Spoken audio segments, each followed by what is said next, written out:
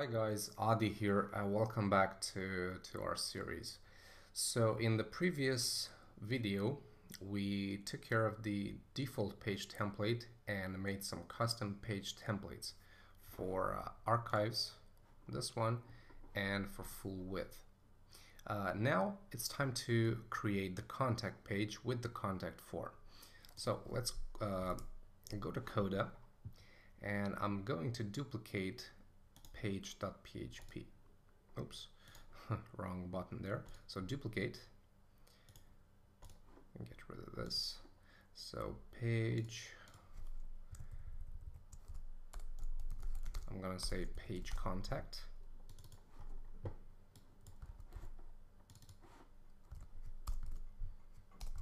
Okay, contact page. All right, now let's go and create a new page. Contact template will be contact page, and we'll just write in some text like fill in the fields in the form below to send us a message.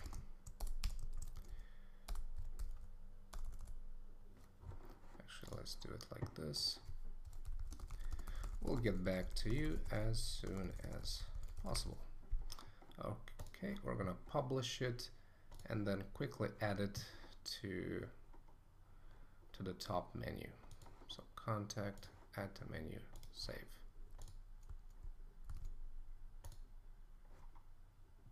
All right, so far so good. So below this, below the text, below the actual content of the page, we must include a contact form. So let's open this page again.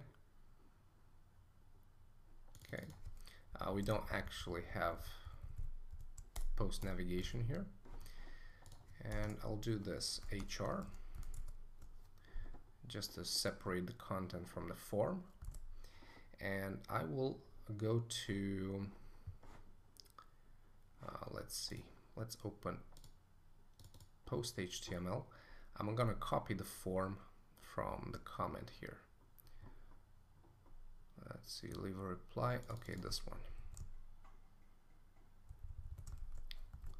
So copy it, and I'm gonna paste it right there. Okay, form action. Method post ID will be contact form, and then we'll have name. Let's do contact author. Okay, for contact author, so request name, email, and website. Contact email and contact URL, and then this is contact message. Okay, and then finally input, type submit, send message. All right, looks pretty good. Let's actually use, let's search for comment form.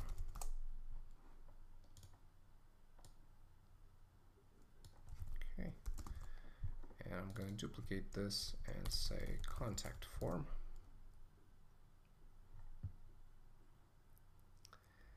And also I'm going to duplicate all of these. Okay, it's going to be contact.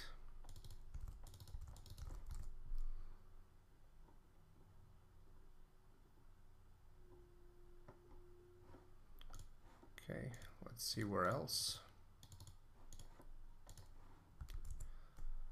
Okay, so now we're good. Okay, perfect. So now we have all the HTML that we need for the form. It's time to make it functional. And we'll use a simple PHP method to verify the information and send the actual email. So let's go ahead and do that real quick. Let's go to page contact. All right, and we're going to scroll all the way up, and we'll put a PHP here. And the first thing we'll do is define a function that will verify our email. So for that, I'm just going to quickly copy and paste it, since it's, as you can see, a very long function. Basically, it uses irregular expressions to match, also to validate actually the email you send it as a parameter. Okay, so with the function all set, all we have to do now is initialize some variables. We'll say error name, false.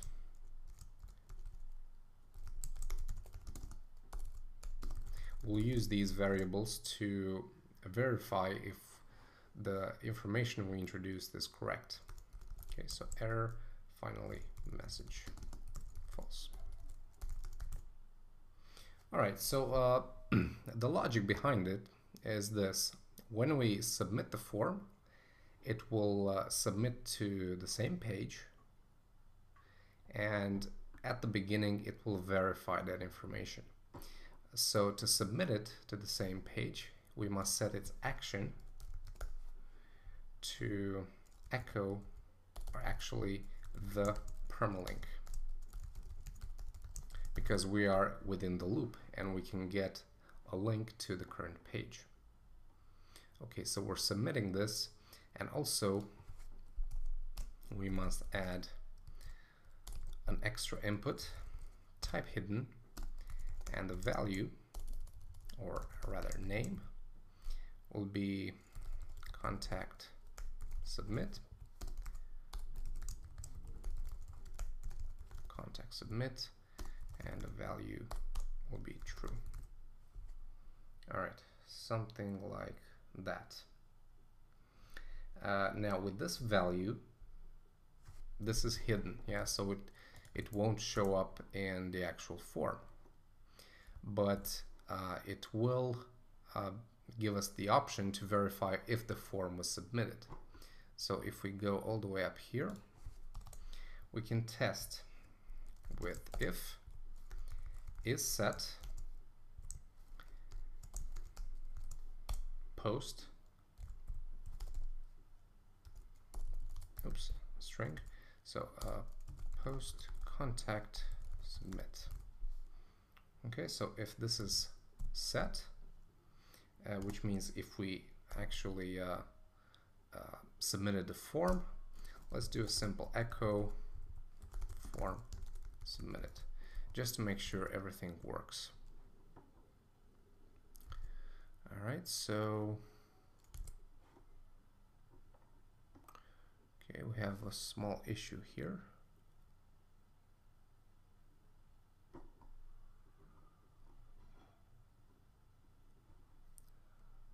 So form action PHP the permalink.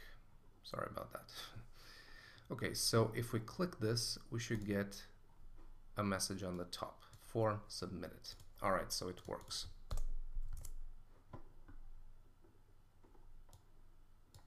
Cool beans. Next, we gotta initialize some more variables.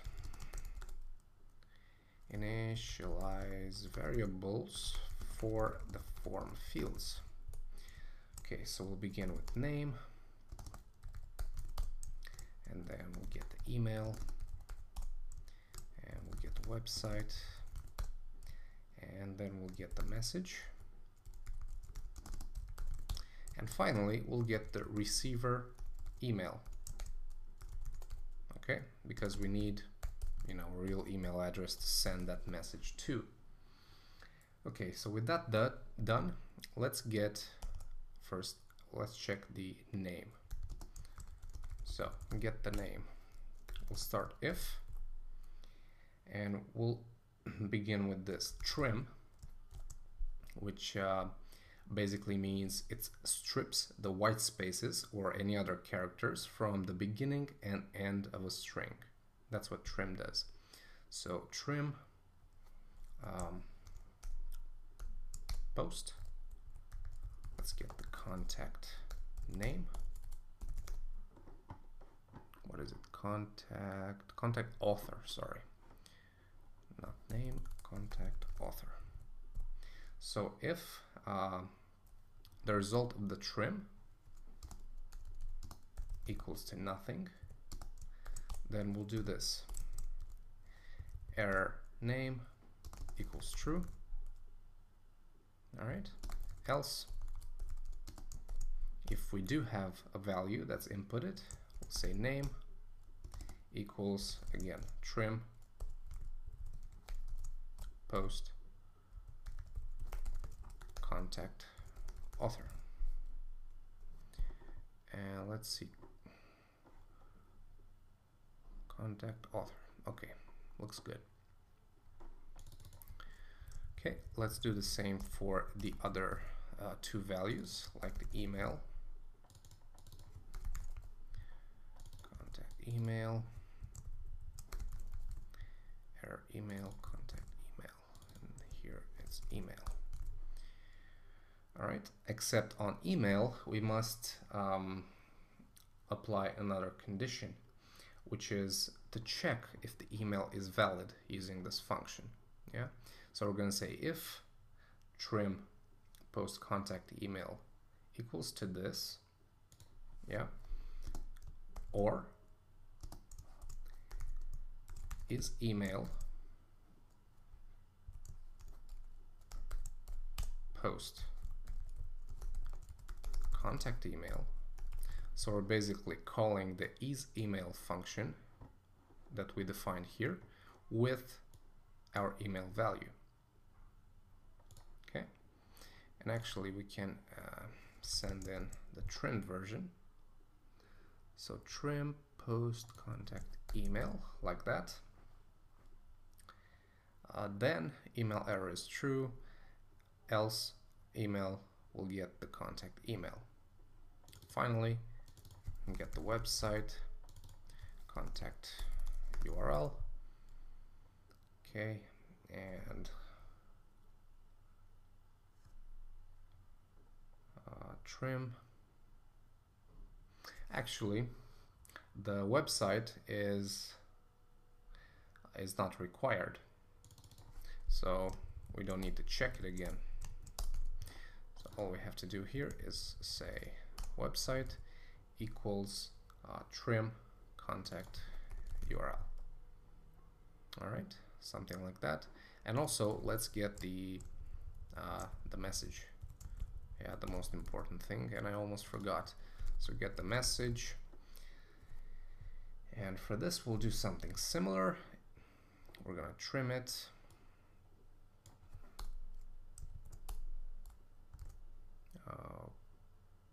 Okay, so this is not necessary. Okay, so we'll trim that, and then error message contact message. All right, else message. This time it's going to be a bit different. We're going to add strip slashes to the whole thing. So strip slashes unquotes a quoted string, and that's useful for large areas of text. So let's see, contact message, error message true, else message equals strip slashes. All right, so we're getting that. All right, pretty good. So now next we have to check if we have any errors.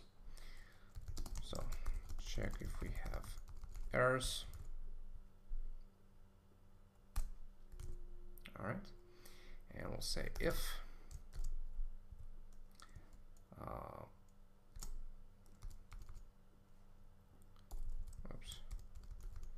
error name.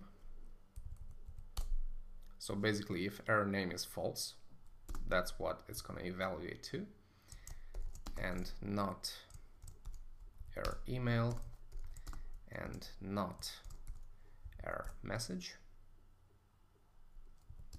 Then we can start getting the email and setting and sending the actual email. But we'll do that in the very next video. So far we showed the contact form and began writing the actual necessary PHP code. Okay, that's it for this video. I will see you very soon. Bye bye.